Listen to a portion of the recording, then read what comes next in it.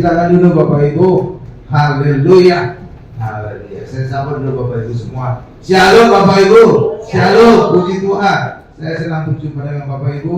Apakah Bapak Ibu senang berjumpa dengan saya? Amin. Pasti lagi. Karena apa? Akan diberkati. Amin. Iya. Ini adalah Minggu Prapaskah. Kita akan mengadakan ibadah spesial jam 4 dengan topik-topik yang berkaitan dengan Paskah. Hari ini topiknya adalah misteri Bukit Tengkorak. Wah, pokoknya judulnya itu clickbait aja Bapak Ibu. Benar-benar di depan ada. Saya minta kita bisa ngarah ke yang bisa kelihatan TV-nya lebih jelas. Karena apa? Ini banyak gambar-gambar, PPT-nya banyak. Iya, silakan aja. Ngarah mau di TV yang kecil, TV besar boleh aja. Iya, karena ini banyak sekali gambar-gambar. Apalagi nanti kalau Jumat Agung ya, itu lebih banyak lagi. Ya, makanya saya waktunya agak panjang nanti. Ya, kalau bisa Jumat berikutnya pujian penyembahnya hanya 20 menit. Ya, iya. Karena apa? Ini korbannya karena ini berengketan nanti kan. Pujian penyembahannya nanti kan bisa potong waktunya. Nanti Ibu Rima bisa komplain. Ya. Ini judulnya adalah Misteri Bukit Tengkorak. Sekarang saya pakai PPT, ada gambarnya. Jadi dahsyat ya gambarnya.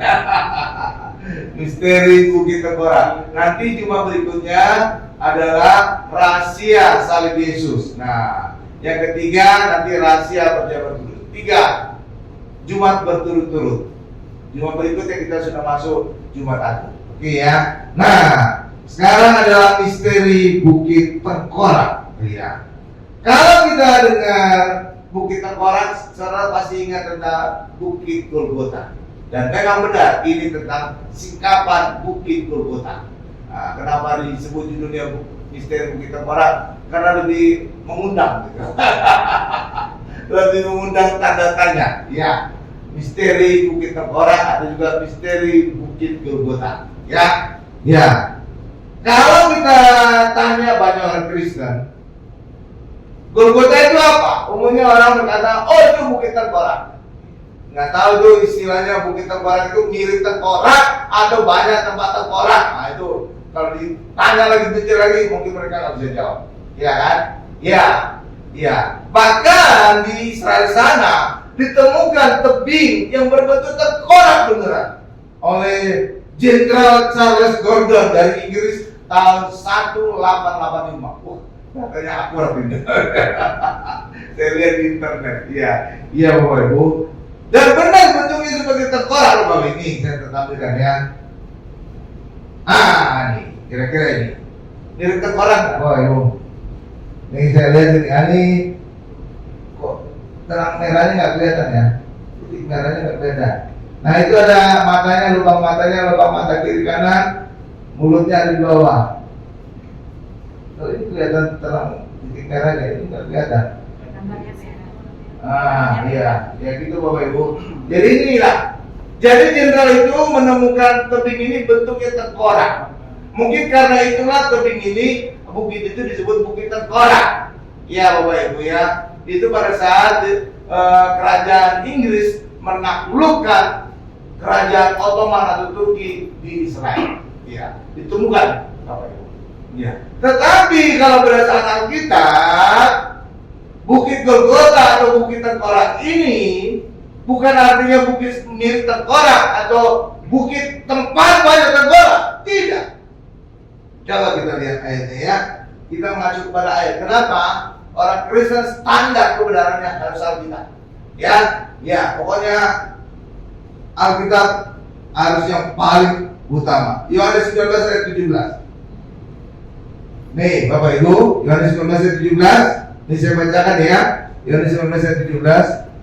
Sambil memikul salibnya, siapa ini? Ya Yesus pergi keluar ke tempat yang bernama tempat tengkorak. Nah itu dalam bahasa Ibrani Golgota.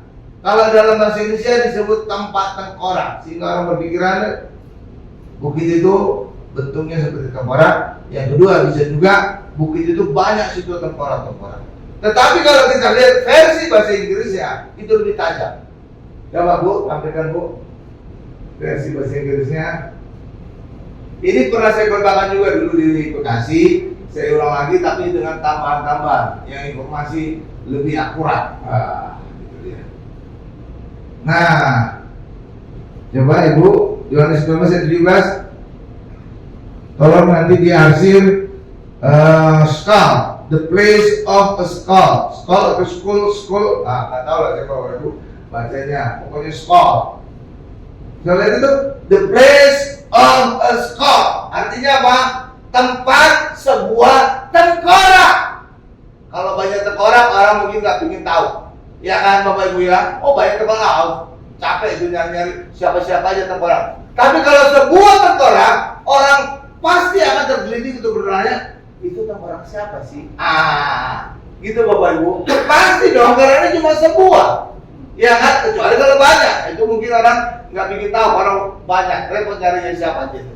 Ya kan, tapi kalau semua, orang pasti akan bertanya, tengkorak siapa ya? Nah, gitu Bapak Ibu. Saudara tahu tengkorak siapa? Tengkorak Goliat, raksasa Filistin yang dikalahkan oleh Daud. Haleluya Bapak Ibu. Ini dia. Ya, tengkorak. Ya. Kok bisa ada di sini Pak tengkoraknya Goliat Pak? Padahal kalau kita baca Alkitab, Goliat bersama dan Daud bertempur di lembah Tarbantin. Ya Bapak Ibu, di lembah Tarbantin. Itu jauh dari Golgota. Tapi kenapa tengkoraknya Goliat bisa jalan ke Golgota? Ya kan? Iya, pertanyaan berikutnya demikian. Nih dia. Nih saya tampilkan penampilannya Goliat. Sekarang pakai gambar yang lebih keren ya. Nah, inilah kira-kira Goliat. Saudara lihat itu Goliat. Ini tinggi banget loh Bapak Ibu. Iya, Goliat tinggi banget dia. Ya. Nanti kita lihat ayatnya ya, 1 Samuel 17 ayat 2 sampai 4 ini saya tampilkan. Inilah lembah Tarbantin. Lembah Tarbantin itu di latar belakang itu ada bukit. Nah, itulah kira-kira posisinya orang Filistin. Sedangkan bukit sebelah sini yang latar depannya ini adalah orang Israel. Mereka berperang di lembahnya di antara. Jadi saudara sekarang bisa kebayang Alkitab itu hidup gitu Bapak Ibu. Oke ya. Nah sekarang kita baca ayatnya. 1 Samuel 17 ayat 2 sampai 4. Ya. Ya. Ini saya bacakan ya Bapak Ibu ya. Ini ayatnya yang menjelaskan bahwa Daud bertempur dengan Goliat di lembah Tarbantin. Ya, 1 Samuel 17 ayat 2 sampai 4 ini saya bacakan. Saul dan orang-orang Israel juga berkumpul dan berkemah di lembah Tarbantin. Mereka mengatur barisan perangnya berhadapan dengan orang Filistin. Ayat 3-nya. Orang Filistin berdiri di bukit sebelah sini. Berarti orang Filistin itu jangan di latar depannya. Tadi bukit sebelah sini. Lalu dan orang Israel berdiri di bukit sebelah sana. Berarti yang latar belakangnya yang jauh tadi ya. Terus tadi bukitnya ya. Nah, oke. Lalu tampillah keluar seorang pendekar dari tentara orang Filistin. Namanya Goliat dari Gat. Tingginya 6 hasta sejengkal. Ya, 1 meter itu 2 hasta. Jadi kira-kira tingginya ini 3 meter sejengkal. Saudara bisa bayangkan tingginya Goliat itu dari lantai sampai ke langit-langit mungkin sekitar 3 meter ya. Ya kira-kira. Ya saudara lihat tinggi banget ini. Jadi udah tinggi, gede, terlatih lagi. Wow, itu berarti ngeri banget itu si Goliat itu. Ya tinggi kan? Iya, saya ajak saudara untuk membayangkan secara visual apa yang dituliskan oleh Alkitab. 6 hasta, jadi kira-kira dari lantai ini sampai ke atas atau lebih lagi. Kalau bayangkan Goliat itu tingginya, sedangkan Daud itu kecil. Makanya itu gambarnya gitu. Jadi kira-kira gitu ya. Oke. Nah, apa yang terjadi kemudian? Tadi ayatnya sudah. Ya. Jadi Goliat dan Daud kemudian bertempur. Ya, semula Saul itu ingin memberi pakaian perangnya kepada Daud untuk dipakai. Tapi ternyata ketika dicobain, Daud itu kecil. Kenapa? Karena Saul itu sebenarnya raksasa juga. Loh, kok bisa raksasa Saul? Ya kalau saudara baca ayat yang sebelumnya, akan diketahui bahwa Saul itu lebih tinggi seleher dari semua orang Israel. Jadi termasuk raksasa juga dia. Jadi harusnya lawannya Goliat itu Raja Saul, tapi rupanya Raja Saul pengecut juga. Iya, jadi pakaiannya Raja Saul itu kegedean dipakai oleh Raja Daud. Bukan saat itu sebenarnya kayak sekarang. Presiden sekarang siapa? Pak Jokowi. Tapi elected presiden Prabowo. Gitu Bapak Ibu. Ya kan? Iya. Nah, hal yang sama juga dengan Saul dan Daud. Raja yang existing itu adalah Raja Saul, tapi yang sudah diurapi Tuhan Raja Daud. Jadi pada saat itu ada dua raja. Satu raja yang sudah dulu ditata, satu lagi yang sudah diurapi oleh Tuhan, oleh Samuel. Kayak sekarang. Kayak sekarang ada presiden yang eksis, ada presiden yang baru terpilih. Gitu Bapak Ibu. Oke ya. Jadi kondisinya mirip-mirip itu. Nah, jadi ketika dipakai oleh Daud pakaian perangnya Raja Saul, kegedean, nggak bisa jalan dia. Nggak bisa jalan. Tapi saudara tahu, untung hal itu terjadi. Kenapa? Karena kalau seandainya benar-benar Daud memakai pakaian perangnya Saul dan segala perlengkapan senjatanya, maka Goliat juga akan memakai pakaian lengkapnya. Iya Bapak Ibu. Iya. Tapi nyatanya Daud dia berperang melawan Goliat hanya bermodalkan tongkat dan ali-ali. Ali-alinya dia melengkapi dengan 5 batu. Kenapa 5 batu Pak? Kok nggak 1 batu Pak? Saudara tahu kenapa? Kenapa 5 batu yang dibawa oleh Daud? Karena pada saat itu sebenarnya ada 5 raksasa di situ. Jadi bukan hanya Goliat raksasa, ada 5 lagi. Tapi yang saat itu berperang dengan Daud hanya 1 raksasa, yaitu Goliat. Oke, jadi Daud melepaskan pakaian perangnya Saul. Dia hanya pakai tongkat dan dia hanya membawa ali-ali dengan 5 batunya. Nih, ada gambarnya. Sekalian saya tunjukkan gambar ali-alinya Daud.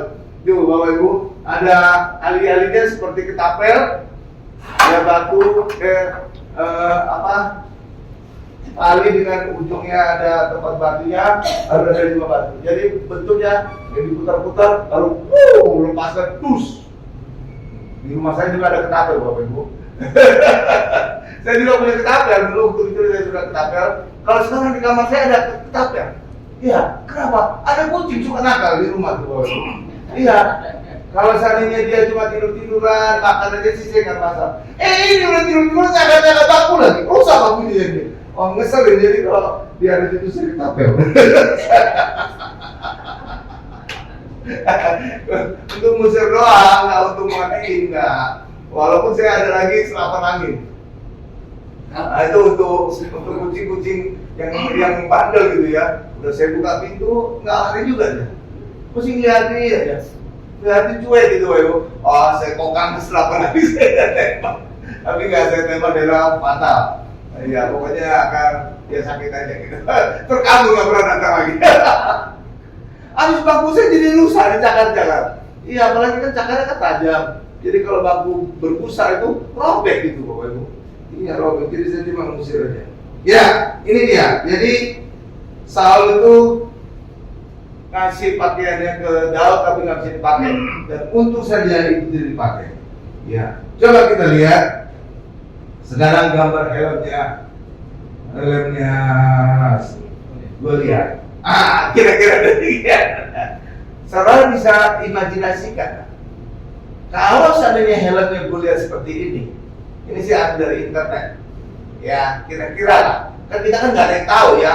Itu kan ribuan tahun yang lalu, sebelum Tuhan Yesus lagi kan peristiwa ini kan. Ya, jadi kira-kira ilustrasi gini lah helmnya. Kalau seandainya helmnya Goliat seperti ini, saudara bisa bayangkan, mungkin tidak batunya si Daud, ali-alinya Daud bisa nembus kepalanya si Goliat. Mungkin tak? Mungkin tak? Saya aja selalu mikir, mungkin? Enggak kan? Mana mungkin itu tembaga itu? Mana mungkin tembaga bisa tembus oleh batu? Tapi kenapa bisa kepalanya Goliat bisa tembus oleh batunya si Daud? Saudara tahu kenapa? Karena dia melepaskan helmnya. Tapi kenapa, pertanyaan berikutnya, kenapa Goliat melepaskan helmnya? Itu Ya kan? Kenapa? Karena Daud tidak memakai senjata. Dia datang hanya dengan tongkat dan alih-alih. Sehingga apa? Goliat juga merasa tersinggung, merasa terhina, sehingga Goliat menghujat Daud dengan kata-kata yang tidak pantas. Iya Bapak, itu ada ayatnya. Ya, coba kita lihat ya. Malah disebut, emangnya aku anjing sehingga kau datang dengan tongkat. Coba 1 Samuel 17 ayat 3. Saya ajak kita menyingkapkan pelan-pelan kita. Ya, iya. Jadi Alkitab itu juga memenuhi logika. Nggak asal-asal Alkitab itu ditulis, Bapak Ibu. Iya. Coba kita lihat ya. 1 Samuel 17 ayat 3. Orang Filistin itu atau Goliat berkata kepada Daud, anjingkah aku, maka engkau mendatangi aku dengan tongkat. Lalu demi para allahnya orang Filistin itu mengutuki Daud. Hah? Dari ketika Daud datang hanya dengan tongkat, si Goliat tersinggung. Anjingkah aku hingga engkau datang dengan tongkat? Dan ketika dia berkata demikian, maka dia berkata, percuma aku pakai pakaian perangkat. Dia lepaskan helmnya, dia lepaskan baju jiranya, dia lepaskan semuanya, dia lepaskan perisainya. Hai Daud, tangan kosong saja saya bisa membunuh kamu. Lah iya, dia kan raksasa, terlatih lagi. Dia kan sedangkan Daud anak kecil. Benar nggak Bapak Ibu? Iya, kalau saudara juga dalam posisi Goliat, seorang raksasa terlatih lawan saudara anak kecil, saudara perlu senjata nggak? Gak perlu kan? Ya tangan kosong aja kita bisa menang atas anak kecil itu kan? Itulah sebabnya Goliat merasa tidak perlu dia memakai segala perlengkapan perangnya. Dia lepaskan helmnya, dia lepaskan bajunya, dia lepaskan semua. Hai Daud, nih siap, kita berantem. Ya, tapi justru disitulah kelemahannya. Karena ketika dia melepaskan semuanya, maka kepalanya terbuka. Kepalanya terbuka, dia tidak pakai helm lagi. Maka ketika Daud kemudian memutar alih-alihnya, push, tos, tembus ke kepalanya, matilah dia. Nah, itu dia. Ya, coba kalau saudara bayangkan, saya ajak saudara bayangkan. Seandainya Daud memakai pakaian perangnya Saul, dia pakai baju jiring Saul, dia pakai pedang, dibuka Goliat enggak dalamnya? Enggak. Mana mungkin dibuka? Iya kan? Iya dong. Kalau seandainya Daud datang dengan pedang, Daud datang dengan tombak, ya dia perlu helm Goliatnya. Iya kan? Iya, tapi ketika Daud datang dengan tongkat, sampai Goliat tersinggung, anjingkah aku sehingga aku datang dengan tongkat? Maka dia merasa nggak perlu saya pakai perang. Dia lepas kotak ini, lepas semua, terbuka. Tapi justru di situ kelemahannya. Kenapa? Karena kemudian Daud pakai alih-alihnya, lepaskan batunya, kena kepalanya, jidatnya si Goliat mati. Lihat, jadi ada jalan ceritanya. Jadi nggak kucuk-kucuk gitu Bapak Ibu. Saya ajak saudara untuk menarik peristiwa ini secara visual. Nah, saya pakai gambar tadi ya. Supaya saudara kebayang, oh gitu toh. Oh, bisa tembus kepalanya karena dia nggak pakai helm. Kenapa dia lepas helmnya? Karena Daud datang dengan tongkat, nggak pakai senjata. Gitu. Jadi ada jalan ceritanya, nggak kucuk-kucuk gitu Bapak Ibu. Ya, ya. Lalu apa kemudian terjadi Bapak Ibu? Daud kemudian mendatangi Goliat yang sudah roboh, jatuhnya juga terkelubuk gitu Bapak Ibu. Udah mati dia seketika barangkali ya, ya Bapak Ibu ya. Ya saya nggak tahu tuh kalau ada video-video kecil gitu di internet itu batunya cuma gitu, nggak masuk ke dalam gitu. Tapi kalau Alkitab bilang masuk ke dalam Bapak Ibu. Jadi benar masuk kotak gitu Goliat. Iya ya. Mati. Lalu kemudian Daud datang menghampiri Goliat, dia pakai pedang Goliat sendiri untuk menyembelih kepalanya. Sehingga kepalanya dipotong oleh Daud. Untuk apa kepalanya? Mau jadi sup ikan batam. Kalau sup ikan batam sih enak, saya suka. Tapi kalau sup kepala Goliat, oh itu jijai itu. Gede itu masih kan. kepala raksasa ada, ya kan? Iya. Untuk apa kepala Goliat dibawa-bawa dari daun? Salah apa? Dibawa ke Raja Saul. Untuk apa? Ini menjadi bukti bahwa Daud telah mengalahkan Goliat, dan Daud ingin minta 3 hadiah yang dijanjikan oleh Raja Saul bagi setiap orang yang bisa mengalahkan Goliat. Itu loh Bapak Ibu. Nah, mana ayatnya? Oke, kita buka ayatnya. 1 Samuel 17 ayat 25. Ini 3 hadiah yang dijanjikan oleh Raja Saul bagi orang yang bisa mengalahkan Goliat. Dan Daud ingin mendapatkan itu. Kenapa?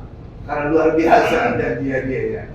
1 Samuel 17 ayat 25. Nih, saya bacakan. Berkatalah orang-orang Israel itu, sudahkah kamu lihat orang yang maju itu? Sesungguhnya ia maju untuk mencemoohkan orang Israel. Orang yang mengalahkan dia akan dianugerahi raja kekayaan besar. Itu yang pertama. Yang pertama, Bapak Ibu, kekayaan besar. Itu satu. Ingat ya. Nanti itu kita akan hubungkan dengan apa yang didapatkan Yesus lewat kematiannya. Oke? Pertama, kekayaan besar. Yang kedua, raja akan memberikan anaknya yang perempuan kepadanya. Oke? Itu yang kedua. Akan dijadikan mempelainya Saul. Itu yang kedua. Yang ketiga, kaum keluarganya akan dibebaskannya dari pajak di Israel. Saya ajak saudara mengulang lagi 3 dia tadi. Pertama, kekayaan yang besar. Yang kedua, akan dijadikan mempelai oleh Saul. Yang ketiga, keluarganya akan dibebaskan dari pajak Israel. Oke, 3 ya. 3 ya. Saudara tahu, 3 ini ternyata gambaran hadiah berkat yang akan didapatkan Tuhan Yesus lewat kematiannya di atas kayu salib. Iya. Kok bisa Pak? Iya. Yang pertama tadi kekayaan yang besar, dan itulah pengucapan Tuhan Yesus. Segala kuasa di surga dan di bumi diberikan kepada mati terakhir itu. Oke Bapak Ibu ya, itu ucapan Tuhan Yesus. Jadi sama ya. Iya, kekuasaan atau kekayaan itu sama. Oke, yang kedua, akan jadi mempelainya Saul. Jadi Tuhan Yesus akan apa? Mendapatkan mempelai Kristus. Itulah orang Kristen sekarang ini. Kita adalah mempelai Kristus. Luar biasa kan? Yang ketiga, apa itu tadi? Hadiah yang akan dapat oleh Daud dari Saul, dibebaskan dari pajak. Itulah artinya bagi orang Kristen dibebaskan dari tuntutan hukum Taurat. Iya, kok bisa Pak? Coba kita lihat. Coba Roma, ini tambahan ayat kali ya Bu. Roma 10 ayat 4. Coba Bu, pergi. Jadi kalau dulu dalam perjanjian lama Bapak Ibu, orang benar di hadapan Allah kalau mampu melakukan hukum Taurat. Itu adalah standar kebenaran kekudusan Allah bagi manusia. Kalau manusia bisa melakukan itu, maka manusia itu menjadi layak dan benar di hadapan Allah. Tapi sekarang orang Kristen tidak lagi. Kenapa? Karena Yesus telah mati di atas kayu salib, menggenapi hukum Taurat, sehingga bagi orang Kristen hari ini benar bukan dengan melakukan hukum Taurat, tapi dengan percaya kepada Yesus yang telah menggenapi hukum Taurat. Itu makanya orang Kristen benar bukan dengan perbuatan, tapi benar dengan percaya. Oh, Roma 10 ayat 4. Coba kita baca. Coba ini kita lihat ya. Ini saudara di depan saya bacakan. Sebab Kristus adalah kegenapan hukum Taurat. Kalau versi bahasa Inggrisnya Jesus Christ is the end of the law. Gitu Bapak Ibu. Ya, sebab Kristus adalah kegenapan hukum Taurat, sehingga kebenaran diperoleh tiap-tiap orang yang percaya. Terus itu. Jadi kebenaran kita bukan berbuat lagi, tapi kebenaran kita dengan percaya kepada Yesus yang telah menggenapi hukum Taurat, syarat-syaratnya. Kok bisa demikian, Pak? Ini. Saya kasih contoh yang lain. Biasanya saya kasih contoh makan gratis di restoran, gitu ya. Ya, kalau saudara ingin nonton di bioskop, saudara pasti harus beli tiket. Benar ya? Kalau nggak, penjaga tiketnya tidak akan mengizinkan saudara masuk. Iya kan? Tapi saudara bisa melakukan dua hal. Saudara beli tiketnya sendiri atau dibeliin orang. Benar kan? Iya. Tiket itu bisa saudara beli sendiri atau dibeliin orang. Nah, jadi saudara bisa masuk kalau beli sendiri atau dibeliin orang. Nah, bagi kita hari ini benar bukan dengan perbuatan kita sendiri, tapi benar dengan percaya kita. Nah, gitu Bapak Ibu, dibeliin Yesus. Karena apa? Yesus telah membayar lunas semuanya di atas kayu salib. Amin. Oke, nya lebih cocok yang makan gratis di restoran gitu Bapak Ibu. Karena itu modalnya percaya. Nih, kenapa cocok lagi? Yang makan di restoran Bapak Ibu. Kalau saudara makan di restoran pasti saudara harus bayar. Benar Bapak Ibu ya? Iya, kalau nggak siapa marah kepada saudara. Tapi ada kondisi saudara tidak berbayar ketika makan di restoran. Bagaimana caranya Pak? Caranya ketika saudara makan, ternyata ada teman saudara juga yang makan di restoran. Dia lihat saudara, tapi saudara tidak lihat dia. Ternyata dia lebih dulu selesai makan. Dia kemudian datang ke kasir, dia bayar makanannya dan dia berkata, itu Pak pojok itu yang orang ganteng itu teman saya bayarin makannya. Lalu kemudian dia pergi buru-buru, ya karena ada keperluan. Lalu kemudian saatnya saudara selesai makan, datang ke kasir akan bayar. Lalu kasirnya berkata, Pak, tadi ada teman Bapak sudah bayarin Pak, jadi Bapak tidak perlu dibayar. Sikap saudara apa? Dua. Saudara percaya udah ucapan kasir atau tidak percaya? Jawab, boro-boro ada orang baik kepada saya, ntar lagi hujan kali ini. Jangan-jangan ini jebakan bebek, saya bayar aja. Kalau saudara tidak percaya. Tapi kalau saudara percaya, saudara bisa masuk keluar. Jadi ada dua tindakan kan? Percaya, maka saudara tidak perlu bayar. Sedangkan tidak percaya, saudara basi. Orang Kristen, kita percaya Yesus, maka kita terus bayar tuntutan Allah. Kita cukup percaya kepada Yesus. Kayak makan di restoran tadi. Tapi bagi orang yang di luar sana, yang nggak percaya Yesus, mereka harus bayar sendiri dosa mereka. Terus, ya, perbandingannya kan. Iya, jadi orang Kristen itu pintar. Cukup percaya, selamat. Cukup percaya, beneran. Keren kan?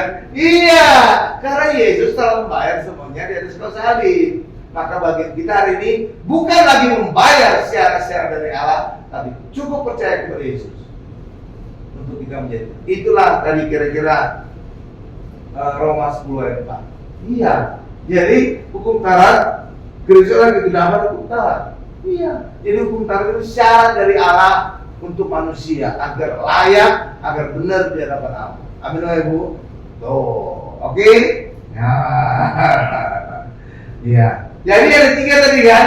Nah itulah yang didapatkan oleh Yesus. Pertama, segala kuasa di surga dan bumi diberikan kepada Yesus. Yang kedua, Yesus mendapatkan mempelai, itu adalah orang-orang Kristen. Yang ketiga adalah ketika orang Kristen percaya Yesus, maka tuntutan hukum Taurat tidak lagi menjadi syarat bagi orang Kristen.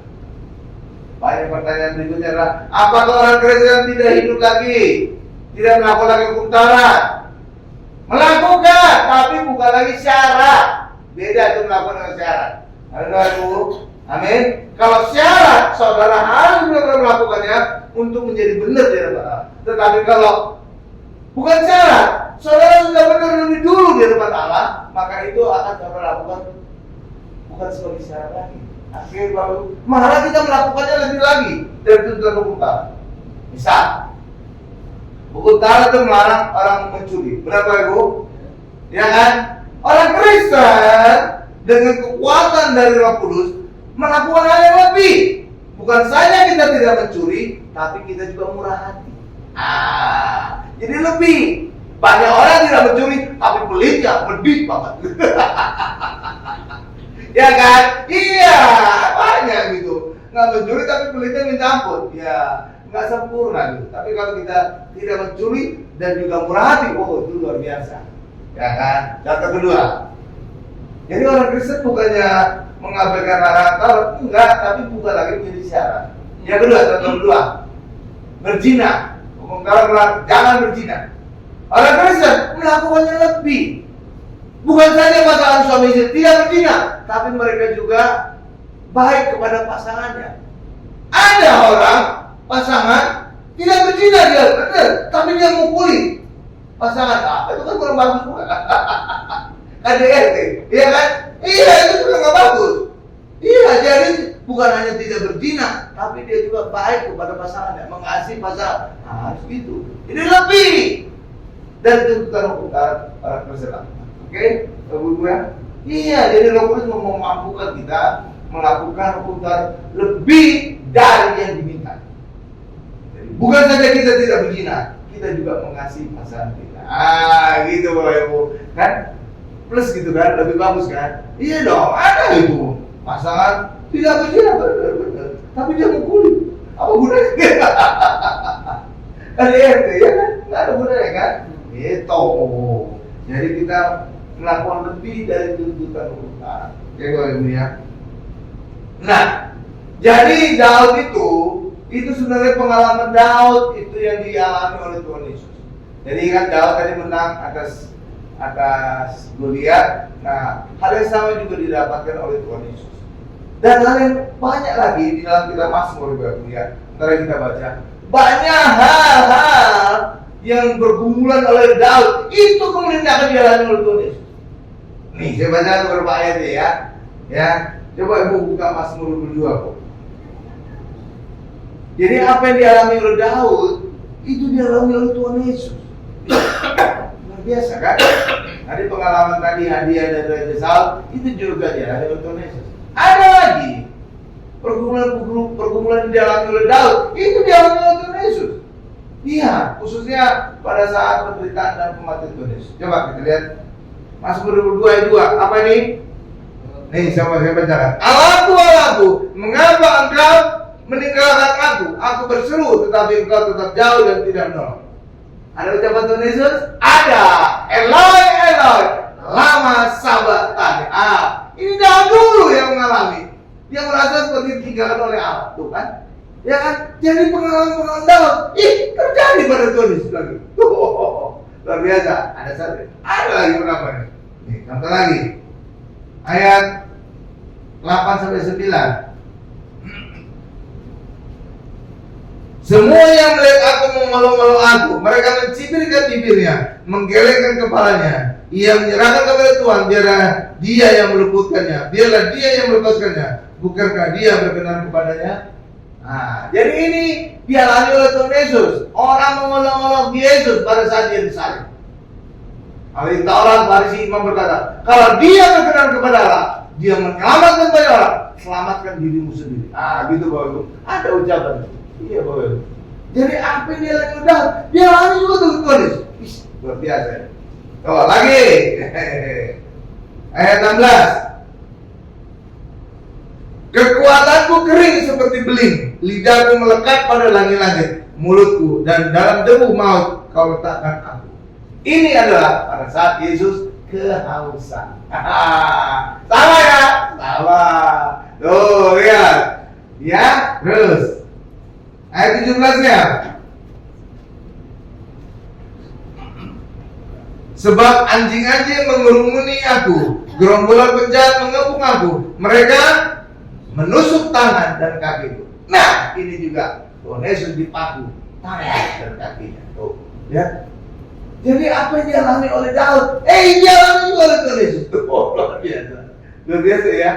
Ya, jadi ini pengalaman Daud ini kayak nubuatan juga. Ya, ini juga semakin menguatkan orang Kristen. Tuhan Yesus itu benar-benar Tuhan luar biasa. Apa yang dialami sudah dinubuatkan jauh-jauh hari ini. Kan luar biasa kan? Ya kan, mana ada orang itu? Iya, kelahirannya, kematiannya sudah dinubuatkan. Mana ada? Siapa manusia ini? Gak ada kan? Gak ada. Kelahirannya juga sudah dinubuatkan oleh Mika, kematiannya juga sudah dinubuatkan oleh Daud dan juga Yesaya juga ada. Jadi ini benar-benar kalau orang Kristen masih meragukan lagi kebanggaan itu, bukti-buktinya udah banyak banget. 2-3 bukti aja udah cukup itu. KPK itu 2-3 barang bukti udah bisa nangkap orang. Ini udah banyak sekali bukti-buktinya Bapak Ibu. Benar. Iya, jadi nggak perlu diragukan lagi ya. Benar-benar Yesus. Iya. Terus 18 ya. Dan ini saudara lihat lagi ya, Mazmur 22 di rumah ya. Itu wah luar biasa banget. Mazmur 22. Nih, segala tulangku dapat kuhitung. Mereka menonton, mereka memandangi aku. Kalau ini tulang Yesus kelihatan. Artinya apa? Pada saat Yesus dicambuk, punggungnya sudah bolong. Tulang-tulangnya sudah kelihatan. Tuh, mengerikan sekali tuh. Jadi sudah bolong. Makanya saya pernah katakan juga, Yesaya berkata, oleh bilur-bilur Yesus kita sembuh. Sebenarnya itu bahasa aslinya bukan jamak, bukan bilur-bilur, tapi bilur saja. Kenapa? Kalau bilur jamak itu kalau masih ada kelihatan jaraknya, bilur ini masih ada jarak 1 cm.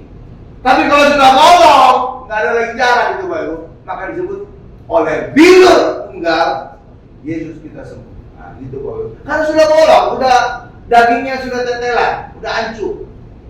Ya, ini jadi bukti tadi tulangnya sudah kelihatan. Ini ada lagi ayat. Ya. Terus ayat 19 ya. Nih lihat perbuatannya. Mereka membagi-bagi pakaianku di antara mereka dan mereka membuat undi atas jubah. Nah, ini juga sama kan? Di salib Yesus, mereka membagi-bagikan pakaian Yesus dan mereka juga mengundi jubah Yesus yang tidak ada jahitan. Ya kan? Tuh. Jadi benar-benar apa yang jalan menurut Daud itu jalan oleh Tuhan Yesus. Luar biasa. Terus sekarang terakhir nubuatan dari Mazmur 129 ayat 3. Mazmur 129 ayat 3.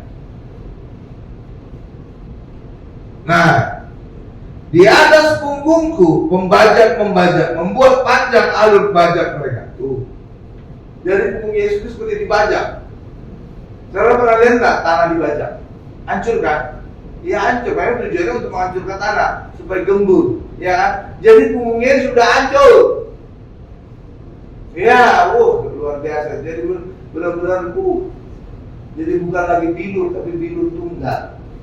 Oleh bilur Yesus kita sembuh. Jadi bukan lagi jamak ya Bapak Ibu ya. Kalau jamak masih kelihatan gitu. Masih kelihatan jaraknya antar bilur. Nah, tapi kalau itu sudah bolong, mana ada bilur lagi? Ya udah tetelan daging, mana ada bilur lagi? Udah hancur. Iya Bapak Ibu. Nah, itulah kira-kira pengalaman oleh Daud. Itu kemudian dialami oleh Tuhan Yesus. Bahkan juga hadiah yang didapatkan oleh Daud dari Raja Saul, itu juga menjadi 3 hadiah yang didapatkan oleh Tuhan Yesus. Amin Bapak Ibu. Lalu kemudian apa yang terjadi? Daud kemudian menguburkan tengkorak Goliat di sebuah bukit. Awalnya bukit itu disebut Gal Goliat, kemudian berubah nama menjadi Golgota. Gitu Bapak Ibu. Itulah ceritanya kenapa kemudian Bukit Golgota itu disebut bukit tempat sebuah tengkorak, karena disitulah tengkoraknya Goliat dikubur oleh Daud. Amin Bapak Ibu. Luar biasa. Pertanyaan berikutnya, saya ajak saudara kritis. Kenapa Yesus matinya disalibnya di Bukit Golgota? Kok tidak bukit yang lain? Di sana, dia ingin ngulik saudara. Iya, banyak bukit di Israel Bapak Ibu, banyak bukit. Bukan hanya Bukit Golgota, ada bukit apa lagi? Bukit Sion, ada bukit apa lagi? Bukit Zaitun, ada bukit apa lagi? Iya, Hermon jauh. Ya, sekitar Yerusalem itu. Hermon itu di puncak, ya agak di utara, ya Hermon itu. Makanya itu tempat mata air, sumber mata air bagi Sungai Yordan, juga sumber mata air bagi Danau Tiberias atau Galilea. Jadi itu sumber berkat, makanya nama itu ya digerakkan Tuhan untuk memilih nama Hermon. Agar apa? Agar setiap kita yang ada di sini diberkati. Gitu, sumber berkat, gitu. Oke ya, iya. Nah, tapi kalau di Israel sendiri itu banyak bukit. Bukit Golgota, Bukit Sion, Bukit Zaitun, ya kan? Ya, Manora, iya. Ya kan Bapak Ibu? Iya, banyak bukit itu. Karena apa? Itu pegunungan itu daerah Yudea itu. Iya, pegunungan, makanya disebut pegunungan Yudea dengan puncak-puncaknya. Ada puncak Golgota, ada puncak Sion, ada gitu Bapak. Jadi itu daerah pegunungan Yudea.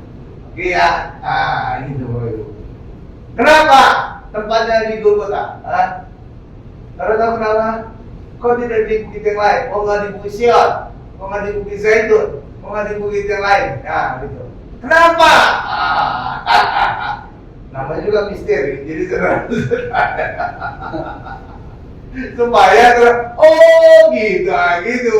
Endingnya mereka, oh itu tuh Pak, gitu. Jadi awalnya saya tanya dulu sudah, supaya nanti akhirnya, oh gitu setelah saya jelaskan.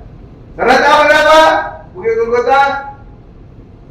Karena itu untuk menggenapi nubuatan di kitab Kejadian pada saat Allah mengutuk ular. Bagaimana kutukannya Pak? Coba kita buka Kejadian 3 ayat 15. Jadi saudara juga bisa jelaskan ke orang lain. Kayak sok pintar gitu. Nih, kenapa Yesus mati jadi begitu? Iya dong. Kan banyak bukit di Yerusalem. Jadi saudara bisa jelaskan kenapa di Bukit Golgota? Gitu ya. Coba Kejadian 3:15. Sudah ada nih saya. Supaya kita makin pintar lah, mantap lah. Makanya kemarin tuh saya ajak murid-muridnya Pak Pendeta Henry Suwarno. Dia kan ketua STT. Supaya anak-anak STT yang datang bisa jadi buat skripsinya materinya ini Bukit Golgota. Ini banyak rahasianya soalnya. Iya, supaya apa? Dikulik jadi skripsi. Iya, bisa itu. Nih, saya bacakan. Iya, jadi skripsi itu adalah salah prinsip skripsi tesis disertasi. Menemukan masalah, kemudian salah coba nawarkan solusi. Itu kira-kira itulah skripsi. Menemukan masalah dulu, baru kemudian menawarkan solusinya, gitu. Sama juga dengan pengacara ya. Pengacara, tugas apa? Cari masalah. Ada masalah, dapat kerjaan dia. Iya kan?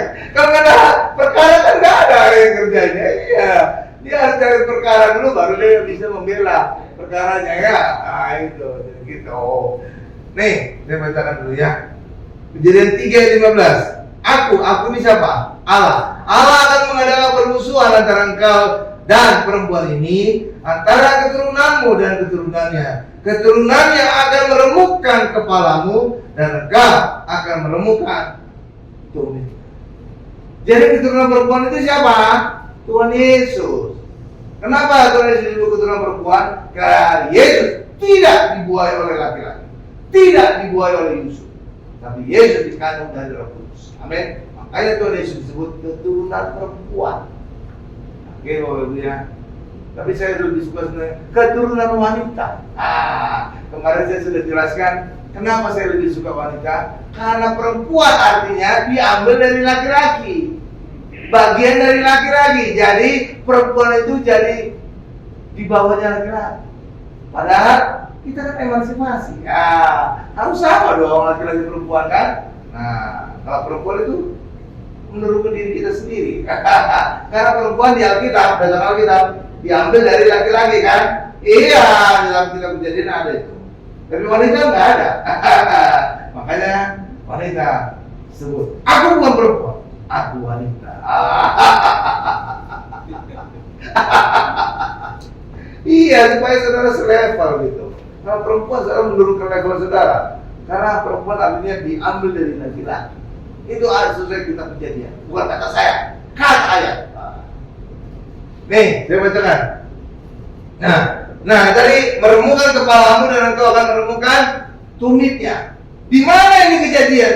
Di mana ini tergenapi?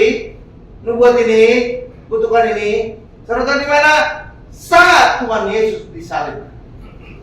Nah, pada saat Tuhan Yesus disalibkan, salib Yesus menembus Bukit Golgota, dan Bukit Golgota adalah gambaran kepala setan. Karena disitulah kepala Goliat dikubur.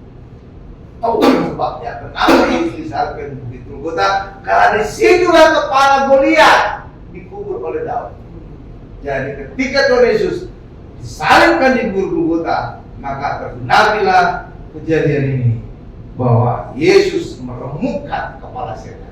Sebaliknya di atas kayu salib juga tumit Yesus diremukkan. Iya, saudara tahu pada saat di atas kayu salib Yesus kan dipakukan kakinya kan.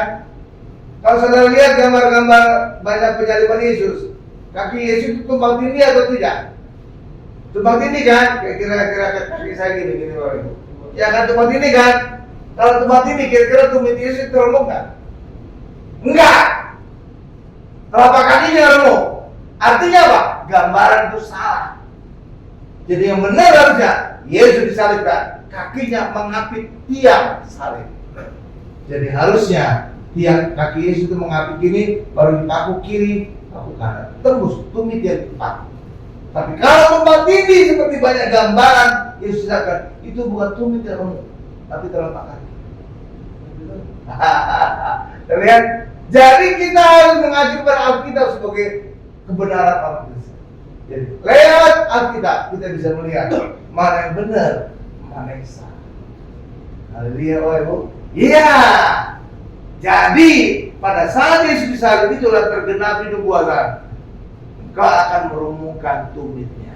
Dan lewat ucapan itu tadi kelihatan gambar Tuhan Yesus disalib itu kurang tepat. Yang benar adalah Tuhan Yesus kakinya mengapit salib.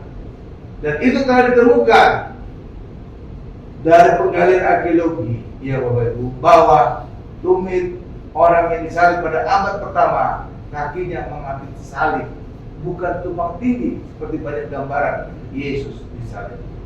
Oh, terlihat itu. Singkatan lagi, misteri tersingkap. Karena bisa jelaskan kepada teman-teman saudara. Iya Bapak Ibu, tadi saudara bisa jelaskan kenapa Yesus disalib di Golgota. Oh, bukan di Bukit Sion, oh, bukan Bukit Zaitun atau yang lain. Betul kan? Oh, karena di situ dikuburkan kepala Goliat. Jadi pada saat Yesus disalibkan, Yesus meremukkan kepala setan. Jadi jangan-jangan Bapak Ibu, jangan-jangan. Ini dugaan saya, dugaan. Persis di mana salib Yesus tembus ke tanah, di situ kuburannya kepala Goliat. Iya, jangan-jangan Bapak Ibu. Iya kan? Karena harus tergenapi ini kejadian ini. Meremukkan kepala setan kan? Kepala Goliat itu gambar kepala setan kecil. Iya kan gambarannya kan? Iya, jangan-jangan persis di tiang salib itu, di situ kuburannya kepala si Goliat. Jangan-jangan itu kan dugaan saya. Karena apa? Ayat ini harus tergenapi. Ya kan? Iya dong. Ya. Nah, ternyata di Israel ada dua versi Golgota. Luar biasa ya. Ada dua versi loh Bapak Ibu. Saudara mungkin bertanya-tanya lagi, kok bisa ada dua versi Pak? Orang Israel gimana sih? Masa hal kayak gitu bisa ada dua? Iya, banyak nama-nama di Israel itu banyak double. Ada Nasar juga ada double. Makanya selalu disebut Nasar di Galilea, ada Nasar di India. Nasar ini atau Kana di mana Galilea, ada Kana. Kok bisa double Pak? Iya, karena zaman dulu kaisar-kaisarnya Romawi itu jahat banget. Jahatnya semua tempat-tempat yang dianggap suci oleh orang Kristen dihapuskan, diganti menjadi tempat penyembahan berhala. Iya Bapak Ibu, iya. Tapi dengan mengganti dengan penyembahan berhala, ya sama aja menandai tempat itu. Nah iya dong, kalau itu jadi tempat penyembahan berhala, artinya terawal di tempat itu, ya kan? Jadi ada tempatnya. Ya itu Bapak Ibu. Makanya Golgota juga ada dua versi. Ya, Golgota itu ada dua versi. Satu versinya orang Katolik, satu lagi versinya orang Protestan. Ya, Bapak Ibu. Versi inilah versinya orang Katolik. Inilah Golgota versi orang Katolik. Dan situ telah berdiri sebuah gereja besar, namanya Gereja Makam Kudus. Nih dia Bapak Ibu, Gereja Makam Kudus. Ya Bapak Ibu. Ya. Nah, Gereja Makam Kudus ini kalau kita tarik mundur, inilah kemudian akan membentuk jalan Via Dolorosa. Ya. Dan ada di Israel gereja yang setiap Jumat melakukan jalan Via Dolorosa. Mereka kayak napak tilas gitu. Dan ujung dari Via Dolorosa adalah gereja ini, gereja Makam Kudus. Ini dia. Di dalam gereja Makam Kudus ini ada beberapa stasi atau perberhentian yang akan kita bahas nanti saat Jumat Agung. Ingin tahu? Datang Jumat Agung. Saya akan jelaskan semua Via Dolorosa tadi. Tempat stasi tadi. Ada 14 stasi tempat perhentian. Amin. Ya, nanti kalau saudara ke Israel mungkin diajak juga menyusuri jalan Via Dolorosa. Dan akhirnya ada dari gereja Makam Kudus ini. Oke ya Bapak Ibu ya. Kalau versi bahasa Inggrisnya namanya The Holy Sepulchre. Nggak tahu saya baca yang benar itu Sepulchre atau Sepulchre. Pokoknya gitu lah Bapak Ibu. Yang artinya gereja Makam Kudus. Oke. Nah, ini versi Katolik. Oke. Tetapi berdasarkan ciri-ciri di Alkitab, Golgota itu tidak memenuhi syarat untuk gereja ini. Apa ciri-cirinya? Nih, saya tunjukkan dulu Golgota versi orang Protestan ya. Ini dia taman. Inilah dia taman. Gak bentuk taman kuburan. Nah, ini lebih memenuhi syarat-syarat atau ciri-ciri dari Golgota. Saudara ingat ada ciri-ciri dari Golgota? Saudara ingat apa? Satu, ada di luar kota. Ya kan? Golgota di luar kota kan? Nah, ini di luar kota nih, di luar tembok. Maksudnya di luar kota ada di luar tembok Yerusalem. Sedangkan tadi gereja Makam Kudus ada di dalam tembok. Jadi tidak memenuhi syarat. Oke? Dan bukti kedua juga bahwa itu adalah di dalam tembok.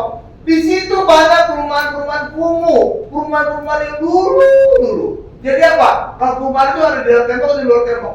Perumahan ada di dalam tembok. Tembok itu kan untuk melindungi rumah-rumah penghuni ada di dalam kota itu kan, sebuah kota. Iya, jadi gereja Makam Kudus tadi itu ada rumah-rumah kumuh, rumah-rumah masa lalu, rumah-rumah zaman dulu. Artinya apa? Gereja itu ada dalam tembok, di dalam kota. Jadi tidak memenuhi syarat Golgota ada di luar kota. Yang memenuhi syarat ini. Karena ada di ayat kita dikatakan Golgota ada di luar kota, sehingga orang lintas-lintas bisa membaca tulisan pada salib Yesus. Ya kan? Tuh ini lebih memenuhi syarat. Apalagi ciri yang disebut oleh kita? Di taman, dekat taman. Ini taman. Taman. Iya, ini taman. Makanya sampai sekarang namanya taman kuburan. Ya, taman itu. Jadi ini justru mendekati Golgota yang sebenarnya. Oke. Dan ada lagi ciri lagi.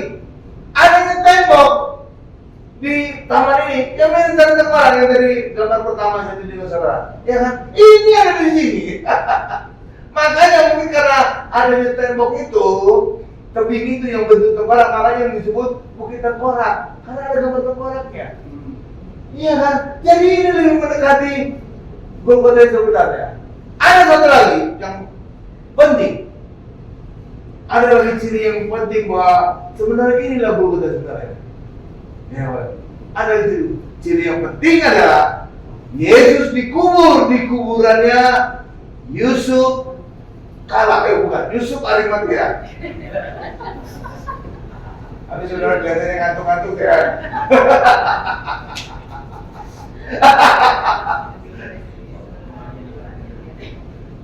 Ada satu lagi, Yusuf apa baru? Yusuf Arimatea. Jadi itu kan kuburannya Yusuf Arimatea, tapi karena buru-buru mereka nggak sempat lagi buat kuburan, maka Yesus dikuburkan di kuburannya Yusuf Arimatea. Ya, ternyata Yusuf Arimatea itu orang yang lebih pendek dari Yesus. Yesus lebih panjang, lebih tinggi. Itulah sebabnya di kuburan itu yang ada pintunya itu yang ada tanah panah merah, ada kayak bekas dikorek kuburan itu untuk diperpanjang. Kenapa? Karena rupanya tubuh Yesus lebih tinggi dibandingkan tubuh Yusuf Arimatea. Makanya kayak ada bekas dikorek gitu.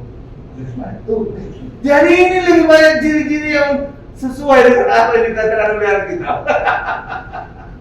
Tapi yang lebih populer tadi gereja Makam Kudus. Maka malah sini juga ada Via Dolorosa, gitu ya, jalan penderitaan Yesus. Oke, haleluya ini ya, ya, haleluya. Karena itulah bagi kita, kalau saudara nanti suatu ketika bisa ke Israel, saudara nanti akan melihat kedua Golgota ini. Saudara akan diajak ke gereja Makam Kudus, yang kedua akan diajak ke Garden Tomb ini. Oke, haleluya. Ya, biasanya orang Kristen itu bisa ibadah di sini. Saya pernah ibadah ngikutin tur 2 kali di sini. Ya, ada tempatnya. Kalau di gereja Makam Kudus itu kayaknya ribet, banyak sekali orang. Nggak bisa kita ibadah di situ. Nggak bisa ibadah. Kalau ini memang benar-benar kayak taman. Jadi ada tempat-tempat terbukanya. Oke ya, ya demikianlah khotbah tentang misteri Bukit Tengkorak, dan besok Jumat satu lagi itu adalah misteri salib Yesus. Saya berharap Jumat depan kita bisa datang supaya saudara juga semakin mengerti apa arti dari salib Yesus ini. Yang Jumat satunya lagi misteri perjamuan kudus. Dan perjamuan kudus sangat penting karena itu benar-benar related, benar-benar berhubungan dengan penderitaan dan kematian Tuhan Yesus. Haleluya. Amin. Amin. Haleluya. Kita dudukkan.